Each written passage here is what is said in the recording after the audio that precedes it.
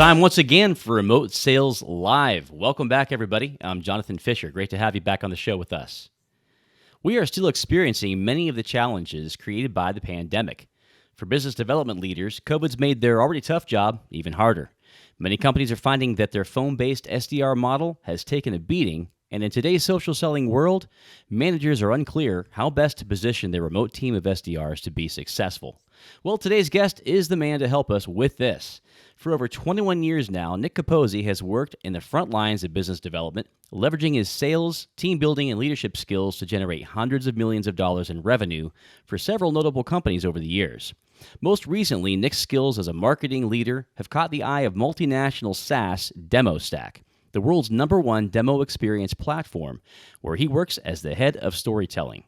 He's a key player in driving their explosive growth over the last year, and on a personal level, Nick has always been generous in sharing his insight with others to help them build more effective marketing, sales, and business management strategies, and we're excited to have him on the show again today. Nick, welcome.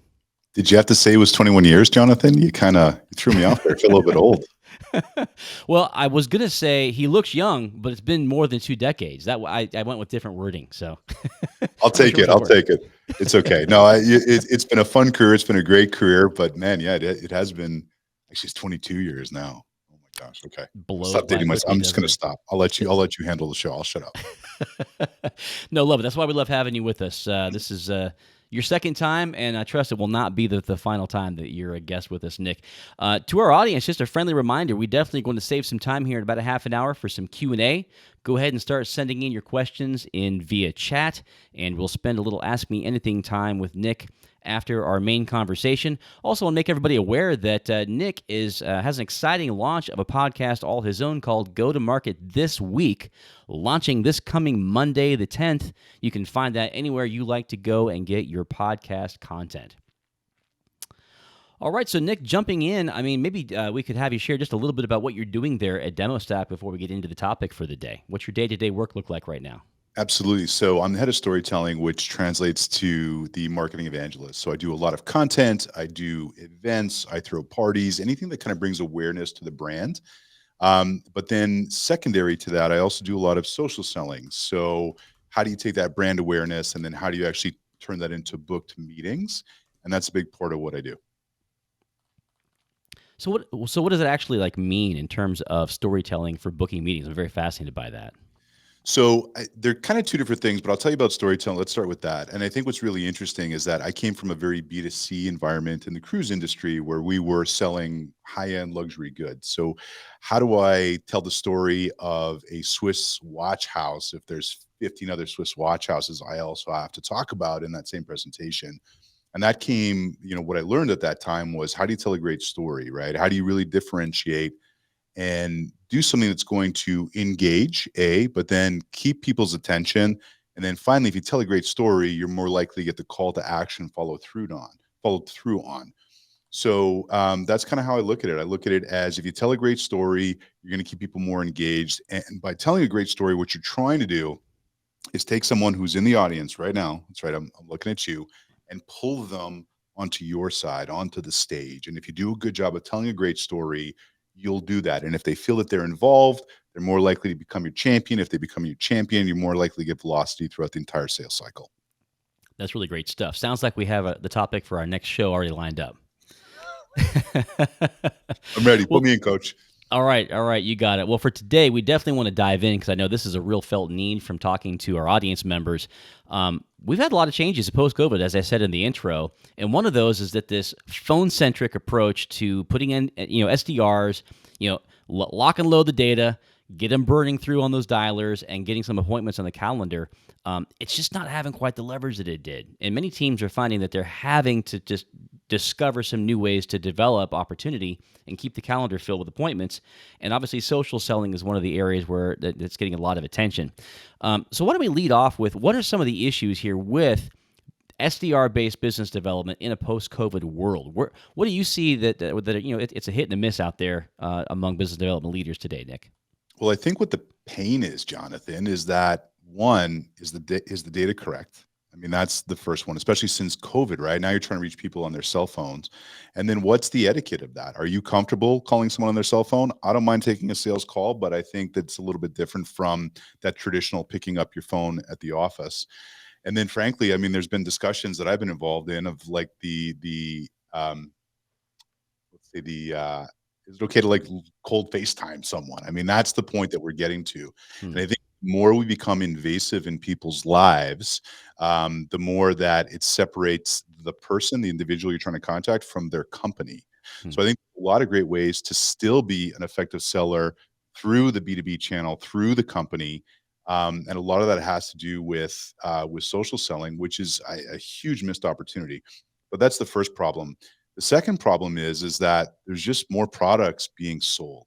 Hmm. And if you found yourself on a list, if you're in one of these, if you're in someone's CRM, the likelihood of you getting called, it just has increased. Like I went from getting maybe one sales call a week to sometimes I'll get 10 a day now. Yeah. So if I'm kind of inundated with that, your message is likely to kind of get, lost in the ether. Whereas if it's a more targeted, way to get someone's attention and turn that into a meeting so that generate interest to turn it into a meeting to get them to buy. I think there's more effective, or I won't say more effective necessarily, but as someone who's gone into a lot of sales departments and looked Hmm. at process and looked at opportunities missed, a big part is actually leveraging the social elements of most of your sellers, especially if you have BDRs and SDRs that are millennials. You're not necessarily leveraging the contacts and relationships that they have. Yeah, I think that makes a lot of sense. One issue that I'm seeing in terms of people responding to the challenge, I was talking to one business leader. He's got a 30-year career, and he was based on primarily a global workforce of SDRs working the phones, just like we're talking about here. Yep. And he found that this was his instinct. He wanted to switch over to a completely native-born English-speaking team. Mm. He replaced all 10 of his seats with all. Now, I don't know that that's had any positive impact on his numbers, but that's where his head was at. Is the thinking was, well, with all of the clutter, you've got technology. Sometimes there's that time lapse, and then if it sounds like the speaker isn't a native born, people are all the more likely just to tune it out. Now, I'm not sure I agree with his instincts on that, but I have to think there's probably a trend there. What are your thoughts on that, and what would you recommend maybe if it's you and you're in his place? Well, so if I'm stepping into a sales leadership role, I'm looking at my team of, sales development representatives. The first thing I'm looking at is, where are they based, obviously, because I'm looking at territories. I'm looking at when we can dial, what are opportune times to dial. There is there something to the language potentially, but if you're based in San Francisco, I mean, what does an SDR cost you? Just Hmm. as an example, right? Yeah. Because forget English speaking, but just if you want someone who's local who can come into the office occasionally, so that's an issue. Second is, I don't know that I'm necessarily buying the issue with non-native English speakers. And the reason is I was in the cruise industry most of my life, and most of my staff was coming from Colombia and Serbia and South Africa and Thailand, Hmm. where maybe their first language wasn't English. And that wasn't necessarily an issue. What I did have to do in that case, though, was Americanize them. And what I mean by that is, what are the top 25 cities we're selling into? Denver, Boston, Detroit. What do we know about those cities? Hmm. What can can you Google and, Columbus, Ohio, and click the news tab? Hey, Jonathan, it's great to talk to you. I noticed last night that it snowed in Columbus in September, whatever it is. But these ways to kind Never of know. right to tie these so that actually binds, right. And I think I don't know that I would first of all, cold calling is not going away anytime soon, Hmm. but I think there's still an opportunity with non-native English speakers making those dials. But I think what the second thing I'm looking at, Jonathan, is where's that time going? Are Hmm. they using an auto dialer? Like if they got to make 100 dials a day and only 15 pick up, like what actual time are they physically putting into that job? And it's not to criticize teams, but when I come into a company and I'll look at someone's calendar, I'm like, there's a lot of gaps there, and you only have 5 hours a week dedicated to cold calling. So are you putting 35 hours into finding those? Well, you have Zoom info. Wait a minute. Okay, hold on. I'm confused now. Where is that time going? Yeah. So I think we kind of step away, especially in the SaaS space. We're so programmed with, well, this process has been working for 20 years. Hmm. What are the opportunities? Where can you actually kind of, get more efficiency and more, how can you squeeze more juice out of the fruit? Yeah, I think that makes a lot of sense. There's also been the trend in post-COVID world of um, maybe let's talk the other side of the domestic job market, right? We have this Okay. whole quiet quitting trend. It seems like there are some issues that may take a little while to sort out, which brings us back in another way to the global workforce, right? We probably need to keep our horizons broad to make sure we can get great people and keep working our business model. A, would you agree with that? And B, what are your thoughts on worker trends? So I think it's interesting, and I think let me start with the second one of worker trends. I think there was definitely a great resignation early this year. I think the economy has changed a lot of that. But I think if you're a good seller or a good SDR, there's a place for you to land, especially if your SDR who's kind of back channeling through dark social or other ways of building relationships. Hmm. But I think that goes to, an opportunity to use a remote workforce. I mean, when I was in the cruise business, my top sellers universally, and I'm not painting with a broad brush, my top sellers who are non-American were South African. Hmm. So there's something to the tone, there's something to the culture that has that kind of Americanized vibe of selling. Hmm. So can I take advantage of people who are maybe in different time zones where they can't just hop off and take another job because the job market in South Africa, for example, is going to be much different than San Francisco? Sure. Well, and I think that's another concern people have with a remote workforce that's global is the time zones could be an issue. Frankly, you can monetize time zones, right? By attuning that to whatever your market might be and make it work better for you. Have a 24/7 workforce. Not only that, but if you're paying a fraction of an SDR salary to someone in South Africa, you can't make that money in South Africa. I'm Yeah. just talking from personal experiences based off, relationships I've had over 20 years of the cruise industry. Now I'm painting with a broad brush. Um, but if you have someone who is more eager, um, maybe they're working 4 p.m. to 11 p.m. their time, Yeah. hypothetically, right? So Right. so when I've had remote workers, time zone has never been an issue. We've hired them because we believe they're good, and part of the reason they're good is they're adaptable and willing to kind of work when they need to work. Yeah. And I would agree. There are certain pockets around the world where there seems like, for whatever reason, there's a confluence of factors that makes that a really great job market. Why not Yes. tap in? It could be the Dominican, it could be the Philippines, it could be different parts of the world where there's just something kind of good going on, and you might as well take advantage as a business development leader. Um, but back to the challenges we're facing. So we live in sort of a post COVID world where, we're all getting inundated with too darn many messages. I think we all agree. And we've all experienced what you're talking about. There's just so much clutter. Now, a lot of us, if we're soft hearted, we've been on the other end of that phone. We try not to be too rude. That doesn't mean they're going to get a full conversation with you. There's still just too much going on. So that's one challenge. The other challenge is a lot of the key go to market models that have been in use for 20 years they've been probably long in the tooth prior to COVID, but it's just highlighted that, and people have needed to get more innovative, more creative, and more social based in their selling. So why don't we revert over now, Nick? If you were handed a team of SDRs, Yep. a global workforce Mhm. today, Mhm. why don't you share with us what would be my steps? What would be your steps rather to position that team to be successful at every level? Maybe just set up your outline for us. Where would you start? What would be the tools that you would need to use? What do their skills need to be? What's your go to market model look like? Maybe something like that. So it would depend on the team. It would depend on the product. So that obviously, I would prefer to kind of give a more bespoke answer based on who I'm actually assessing. But I think there's trends that I see consistently. Trends that one is the info good. Mm, If we're dialing all day and that's a priority, are those phone numbers good? Because it's mm, one thing to develop a thick skin for rejection. It's another thing to develop a thick skin for, am I actually converting these calls, especially if you don't have a dialer? Like, can you mm. imagine like manually dialing phone numbers today in 2022? I'd go crazy with that. First thing I'm looking at. Second is going to be all of their activity. So where have they been? So let me get into the CRM. Let me look at what they're doing, what their cadence is like. Is everyone lockstep? So whoever I took over from, was there a process? If not, what is the process? So the first thing is going to be tech and tools. Second is going to be the process. And then the third would be kind of individual with the team members, understanding what their strengths and weaknesses are. I've got an extrovert, I've got an introvert. How do I best deploy those two types of people? So that would be kind of where I would start out of the gates. The next thing I would do is, once I have a couple weeks in, I think that this is an opportunity that's missed. And I know it's missed because I talk to sellers every day that are not being coached. So they might have a great solution like Gong, for example, but is someone actually listening to the gongs with them? So the next thing I'm going to do is I'm going to go through and actually listen to what's being said. How are they saying it? What is their tone and what's the reaction? Well, maybe this person is getting more success than that person. Why is that?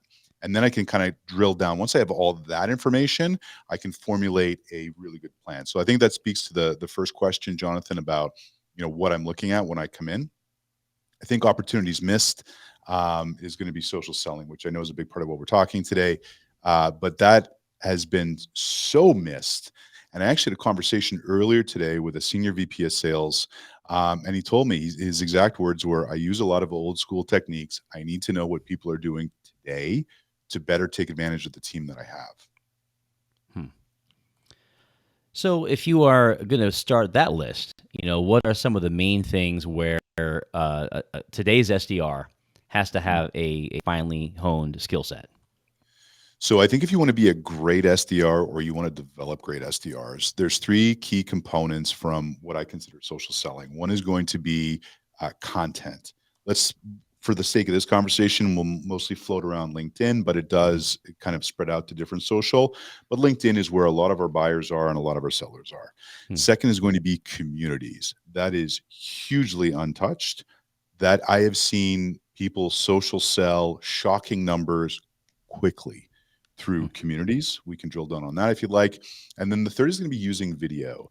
And if you're an SDR booking meetings, how do you create that engagement? How do you get someone excited to talk to you? How do you use that to hold a meeting? I went into a company last year. The meeting hold rate was 42%. It was a very transactional product. It was geared towards doctors. So you'd have doctors that were kind of quickly, booking a meeting through social media, but then not showing up because it was on their personal email. How do you hold that meeting? And then the other places that people have completely missed, anytime I send a proposal, it's via video. I'm using a product like Vidyard to actually go send that out. So what does all that do? Makes you approachable, makes you likable, creates awareness. And I think a lot of what an SDR's function is pushing. Social selling pulls. So when someone is actually ready to buy, they're more likely to come to you because they're aware of what you've done. And a great example of this is what Gong did. I mean, Gong had an incredible amount of success.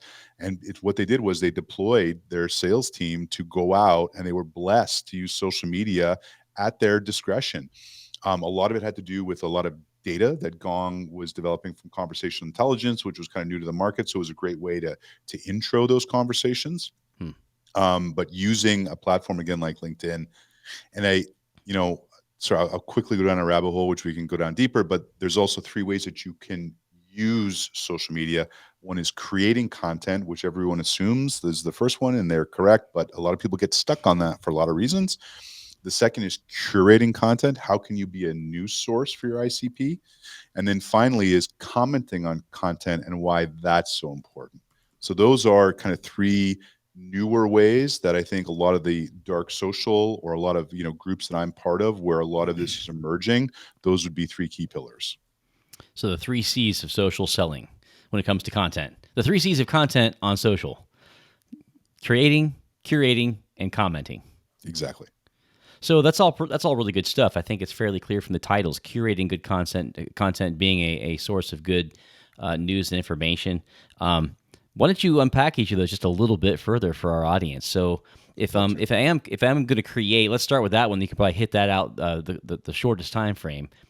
I mean, a lot of SDRs just have a gift of gab, or they have a lot of drive and ambition. They may or may not be expert copywriters, or even content creators. What do you recommend? So I think the first thing to do is decide. So where people get stuck is they don't know what to talk about. Or if they do, they get stuck at their laptop in front of a Word document trying to figure out, like, what does that actually look like? So this is the easiest way to create content. Think of something outside of sales that you're passionate about. I'll use you as an example, Jonathan. What's something you're passionate about? You're in Columbus. You a big Blue Jackets fan, big hockey fan? No. I love going there. I'm probably more of a music guy myself. Okay, great. So, what genre? What era? Well, AG now. oh my gosh, I don't know. I hesitate to answer this. I enjoy classic jazz and classical music, and I like classic rock groups from when I was younger. So I love that. Could you talk about classic jazz for 30 minutes uninterrupted if I asked you to? yeah, probably so. Probably so. So Yeah. here's a great technique to create content. And what I'll do is I'll use cooking. So when I use this example, I always talk about cooking. So open up a Word document or a Google Doc and click dictate and just talk for 30 minutes about classical jazz or cooking. After you do that for 30 minutes, it's key. This is the key part. You need to print it up. And I guarantee you're going to have 8 pages of single space copy from the 30-minute conversation with yourself. And you start going through the highlighter and looking for actionable insights. Those are things that people can stop the video and actually go apply. Great example right now, tie it into cooking. Anytime that I cook salmon, I only use a cast iron skillet because you get the uniform heat from the skillet. You drop that skin side down for 3 minutes. You flip it for 3 more minutes. It's done. It's the crispiest salmon skin you're ever going to have. You'll never eat it any other way again. 18 seconds. What is that? That's an actionable insight. So as I would be talking about cooking for 30 minutes, I'd have 30 to 60 of those ideas that pop up. But as you're actually highlighting them, I guarantee you those will double because you'll be like, oh, wait a minute. I didn't think about cooking halibut in the cast iron skillet, for example. And then what happens is you're going to have somewhere between 60 and 80 distinct actionable insights, distinct thoughts.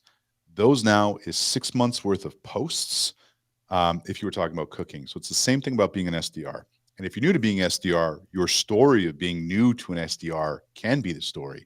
So finding a North Star about what you want to talk about. And then I'm telling you, talk into that Word document for 30 minutes. You're going to have so much content and so many ideas, you're not going to know what to do. So it's actually really easy to create content. One thing I will say, you do not need to be a subject matter expert. You need to be one rung higher on the ladder than someone else to bring value. So just step and the ledge will appear. Don't be afraid to actually go out and start creating content. So that's I love it. creation. Or I love it. that's creation. That's good stuff. And I love what you said there, that you don't have to try to attain to some level of expertise as though you are yourself a thought leader. You can just be a regular Correct. guy who's passionate, has a few extra insights to share. Just like if you're a little bit better swimmer, you can help someone else who's in a tight spot, right? 100%. I love that. So now with curating, what are your tips? So this is super easy. So let's say that I am an SDR for an accounting software and I'm going after accounting departments, okay, hypothetically. So what I'll do is I'll set Google News alerts that pertain to my ICP. So the biggest thing one thing that makes me crazy is, hey, I'm just following up, right, in an email or not having a good intro. So what I can do is now that I have these Google News alerts, which are going to pop up every day in my inbox. Oh, here's an interesting story. Well, there's an excuse to send that out to 100 people as an SDR and say, hey, listen, this popped up. I thought this was really interesting about the space you work in. Just wanted to share. That's it. What you're becoming is a news source now. And what will happen is you'll get people following you. If that is something that you start curating about, you'll get people shockingly who will follow you that you're not expecting, right? So you might have CFOs now following you because you're actually giving them something that is valuable to them. And you're not just knocking on the door, you're coming with a gift. Right? Love it. Love it. And then the commenting, that one's pretty easy, right? Look around for some folks, hopefully they're in your ICP, and notice what they're doing and interact with them a little bit. Is that pretty much it, or is there a little bit more? Pretty much it, but we can definitely drill down because of the 3 C's, commenting is far and away the most important. If you did not curate or create a piece of content, commenting is key. And I'll give you an example. So let's say I go through my sales navigator on LinkedIn. I will find my ICP, so all these CFOs. And then what I do is a lot of them have the content creation option turned on their LinkedIn. And you recognize that by just to the right of the logo of where they work, there's a little bell. You go ahead and click that. Now, every time that Mr. or Mrs. CFO puts a post out or even comments on a post, I will see that pop up in my notifications. If I'm trying to get a meeting with CFO of X company and they're posting a couple times a week, I don't care if you're a CFO, everyone has some sort of fear when you're clicking post, right? There's that self-doubt. Well, if you're the first person to comment every time that CFO is putting out content, and then 2, 3, 4, 5 posts later, you ask for a meeting, do you think you're going to get it? Almost exclusively. Another thing that is a huge missed opportunity, and this revolves around commenting, is going through the comments, right? If you have a post that took off by a CFO and maybe your comment isn't relevant, look at the follow-up. There's a ton of follow-up questions that come up in those posts that the creator doesn't often take the time to go back and answer. So now what you're doing is, hey, there's 4 things I can answer here, 3 that tie specifically to my product. Let me reply to that comment that went unanswered. Now the person who asked a great question has an answer, and it's coming from me, not the creator who has a much larger audience than maybe I do as an SDR. I love that. And one thing that is occurring to me, Nick, is that these are things that as a manager, I could model for my own team because they're still doing it for themselves.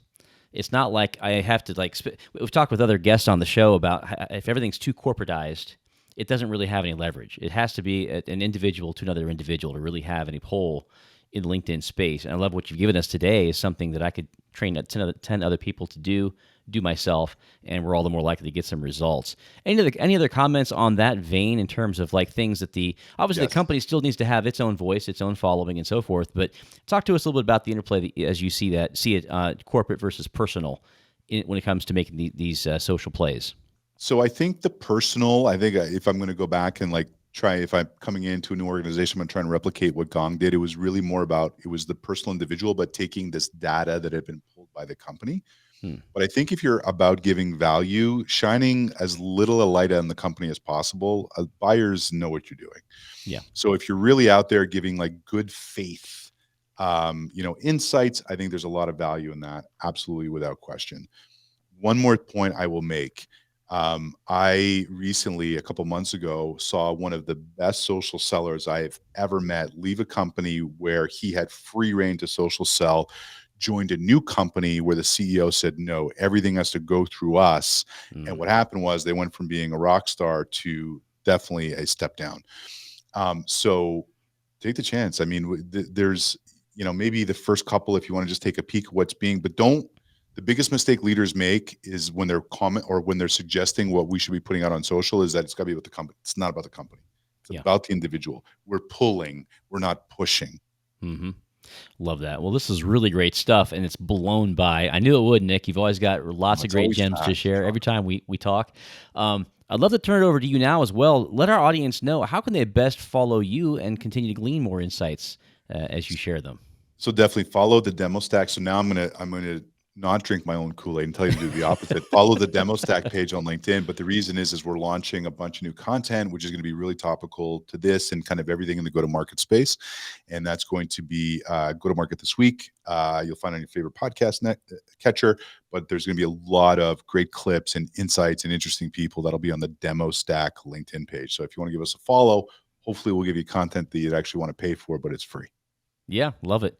Well, that's a great vision, and we're excited about your launch on Monday. I'll definitely be tuning in myself, Nick. Appreciate you being here. Everybody, we're going to get into our Ask Me Anything phase with Nick, but before that, I want to give a friendly mention to our sponsor, Overpass.com. Need to build a team of remote sales professionals fast? Overpass makes building a high-quality sales team fast and easy. With thousands of qualified, pre-vetted candidates to choose from, the Overpass Talent Marketplace allows you to filter by industry and experience, then interview and hire in as little as 2 days. Find out how easy it is for yourself. Create your free account today at overpass.com. Can I plug something for Overpass, or can I throw something out there? Yeah. Like, as someone who has had literally sellers from over 100 different countries in the cruise industry working for them, if I'm Googling on Overpass, like South Africa, Colombia, and Serbia, just throwing that out there. Yeah, I love it. Those are some great areas. I actually got some mentions here in the comments from some Overpass folks that were listening in today. They definitely agree with that.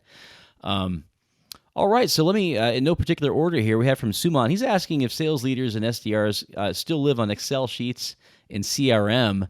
Can these updated captures be automated to free up the SDRs to chase opportunities all the time and not get daunted by manual data input? So I guess, how important is tech stack to SDRs performing in the ways you've been talking about here with us today? I think I've got that right. You can tell me, Suman, in the comments. Get close to what you're asking there.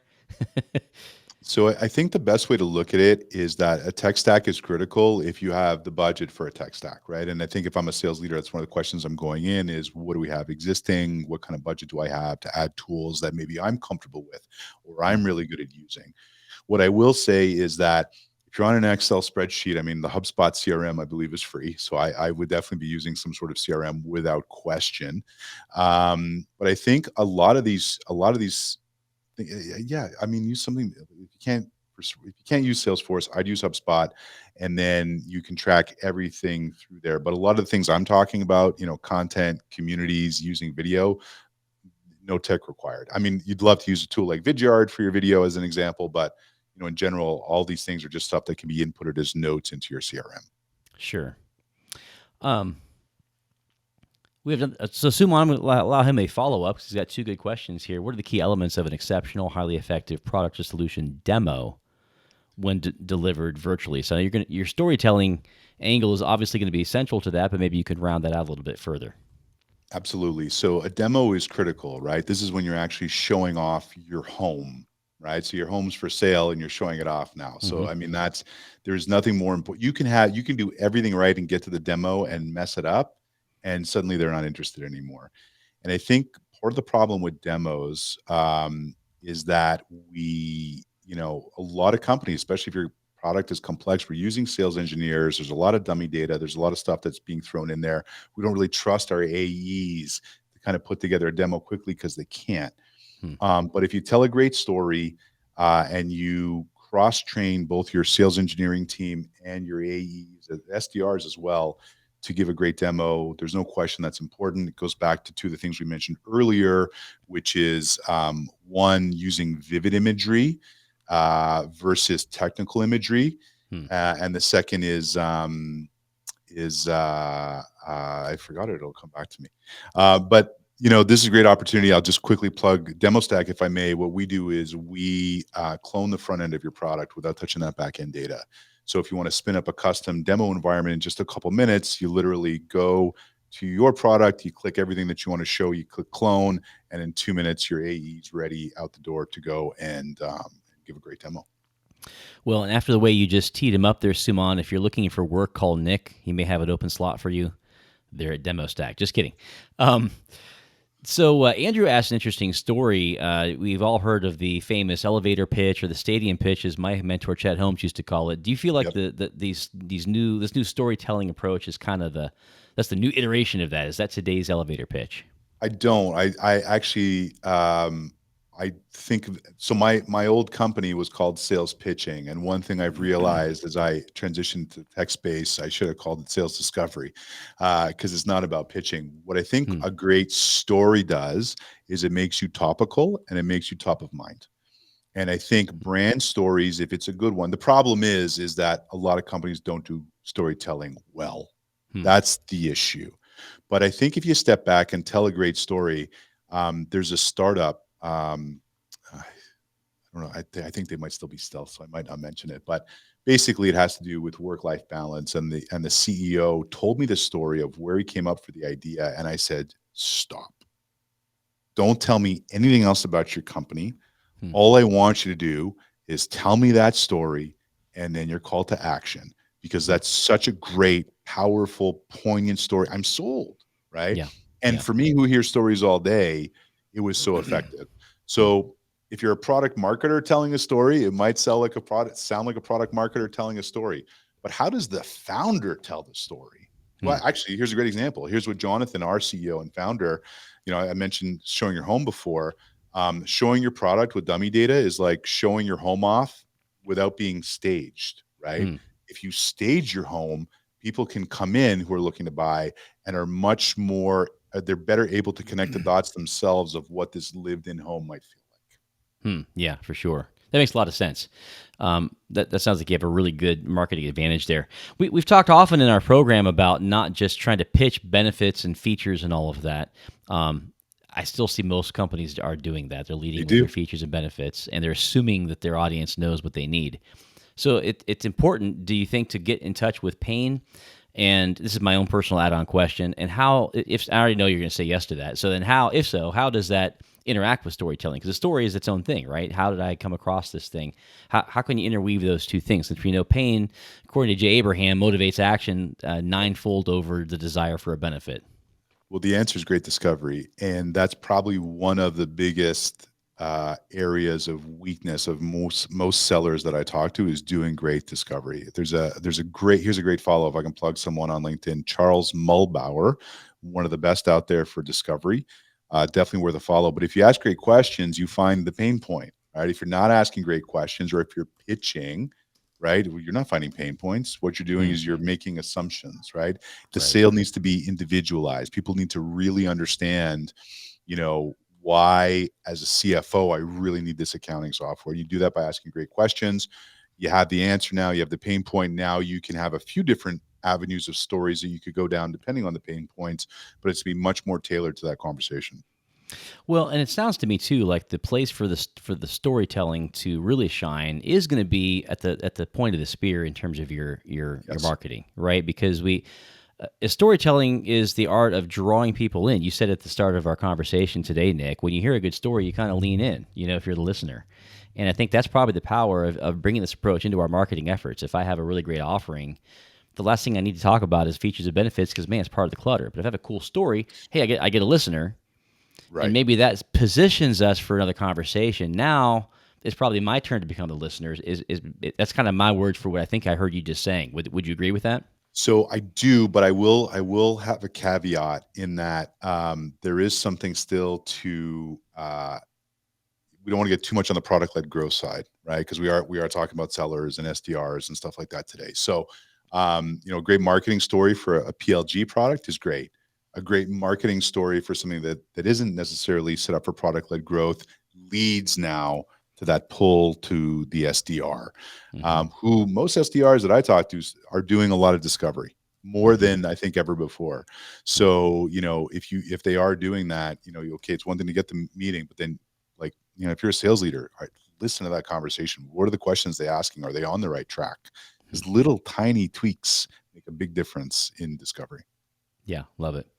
Um, so I'll close with this question here. It looks like it's kind of on point with some of your recommendations for moving forward in a social selling model. In today's atmosphere, Nick asks, how do you provide value that's well received without posting fluff? I think you'd like a little bit more insight on how to pick. That sounds like 100%. for not. I'm assuming Nick, you can follow up, but not only for curating, but I guess when also creating. Like, is someone going to think it's just fluff if I'm talking about my hobby? Like, maybe give us some help on that. So I think what's interesting is that you can talk a little bit about personal stuff. I mean, I'm known as a cruise ship guy, right? I mean, Mm-hmm. that frankly helped, grease the rails for everything that I've done. It was different. It was like, oh, that's interesting. Do you have an interesting hobby? There's this one guy that I follow religiously who works out in his gym in his garage and talks from there. That's just different, right?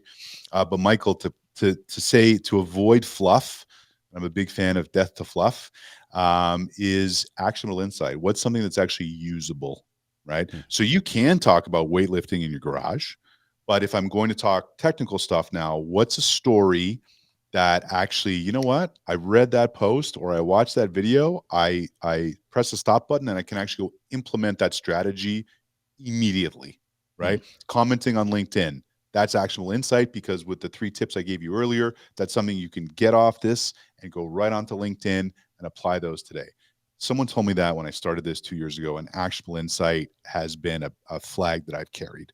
So just make sure that it's actually relevant. But the fluffy stuff, when I say fluffy, talking personal stuff, I don't get into, I learned something a long time ago on cruise ships. I never talk about politics or religion on a cruise ship. Same thing applies here, but you can get even tighter on that. But hey, listen, if you're weightlifting in your garage, but you've got actionable insights, you're more likely to without question get traction. But the commenting, if even if you're putting out great content, you need to comment, you need to engage with people who are relevant because then they point back to you. So commenting is the foundation for doing just that or doing everything with LinkedIn, but you still need to comment if you're going to build content. But again, you'll get a triple down effect of just commenting. Well, speaking of content, you've done a great job of providing very high value insights and content for our audience today, Nick. I want to thank you once It's again your for being on the question, program. Jonathan. It's all you, buddy. I'm just the face, man.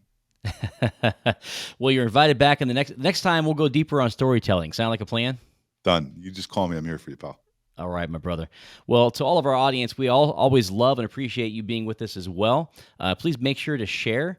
And next week, we're going to have another great conversation with another fantastic guest dropping truth bombs to help you grow your business more effectively. That's going to do it for today's show. Take care, everybody.